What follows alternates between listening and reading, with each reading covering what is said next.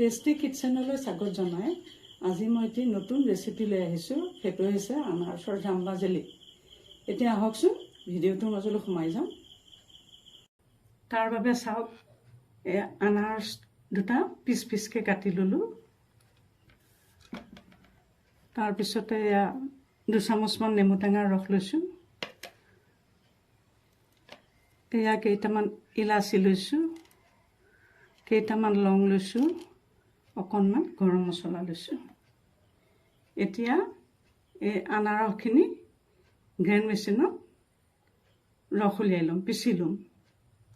পিচি এইটো এটা বিন্ধা থকা খৰাহি, এইটোত দি পেলাই ৰসখিনি চেকি ল'ম। এয়া চাওক, এতিয়া এটা পাত্ৰ ল'লোঁ, কেৰাহী এটা ল'লোঁ, লৈ পেলাই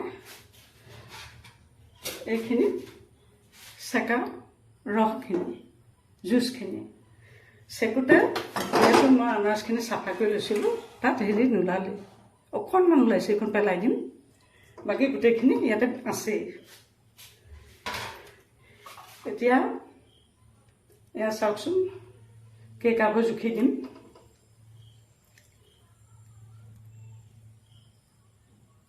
একাপ,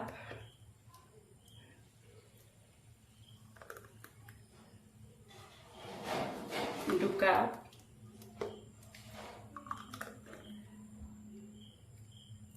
তিনি কাপ,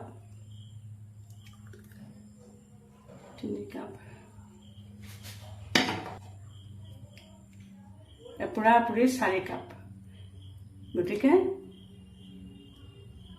ৰস যেহেতু 4 কাপ, সম পৰিমাণত দিব লাগিব। চেনিও মই 4 কাপ দিম।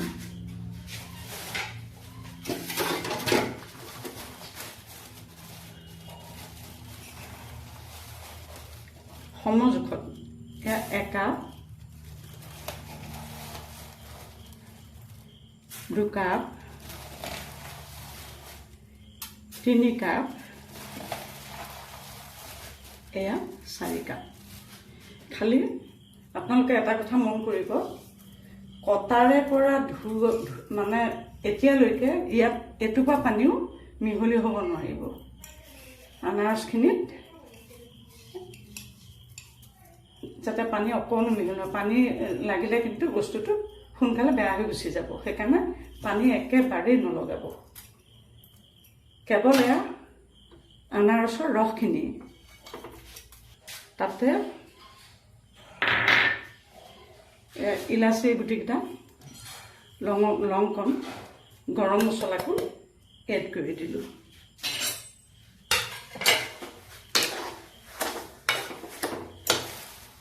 দি এতিয়া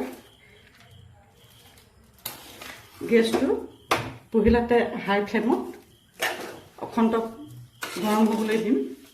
দি তাৰপিছত ল' ফ্লেমত ৰাখি প্ৰায় থিৰ নোহোৱালৈকে প্ৰায় 10-15 মিনিটমান সময় এনেকৈ লৰাই তলত লাগি নোযোৱাকৈ উতলাব লাগিব। এয়া দেখিছে, উতলি আছে। ল' ফ্লেমত দিছোঁ। এতিয়া অকণমান হাই কৰি দিছোঁ পানীটো। উতলি আছে। এতিয়া ইয়াতে নিমখীয়া মিঠা স্বাদটো হ'বৰ কাৰণে মই অকণমান চামুচেৰে নিমখ দি দিলোঁ দেই। অকণমান নিমখ দি দিছোঁ।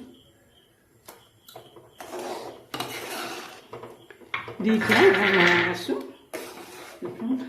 আপোনালোকে মোৰ চেনেলটো যদি ভাল পাইছে, ভিডিঅ'বোৰ চাই, আৰু যদি প্ৰথম আহিছে, মোৰ চেনেলটো ছাবস্ক্ৰাইব কৰা নাই, তেতিয়াহ'লে মোৰ টেষ্টি কিটচেন ছাবস্ক্ৰাইব কৰি ল'ব, লাইক কৰিব, কমেণ্টছ কৰিব, শ্বেয়াৰ কৰিব, আৰু বেল আইকনটো টিপি থ'ব নতুন ভিডিঅ'বোৰ, নটিফিকেশ্যনবোৰ সোনকালে পাই থাকিবৰ কাৰণে। এয়া দেখিছে, লৰাই আছোঁ। খুব ধুনীয়া জামুৰ ৰং সামান্য উঠিবলৈ ধৰিছে। খুব ধুনীয়া। জামু কয়, জেলিও কয়, আপোনালোকে যেনেকৈ ভাল পায় তেনেকৈ ক'ব।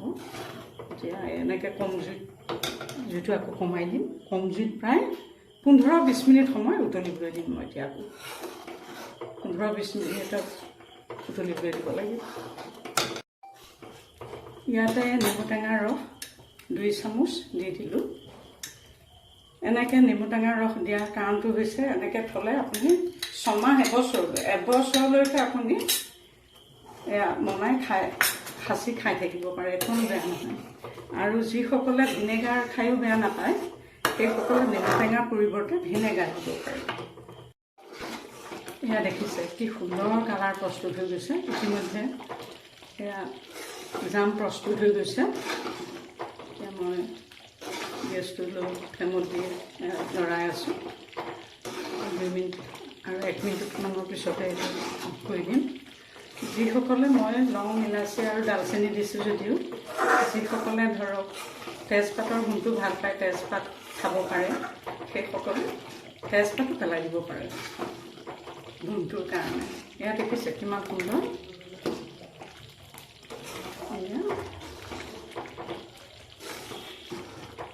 এয়া দেখিছে এঠাইকৈ অকণকৈ চুলি কেনেকৈ পৰিছে, টুপকৈ বহুত দিছে। এয়া চাওকচোন, এয়া খুব আঠাকৈ পৰিছে, দেখিছেনে? এয়া হৈ গৈছে। এইটোৱে জুতি আৰু এনেকৈ আপোনালোকে বনাব, খাব।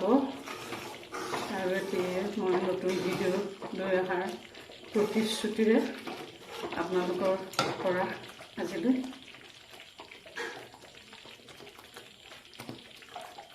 বিদায় মাগিছোঁ।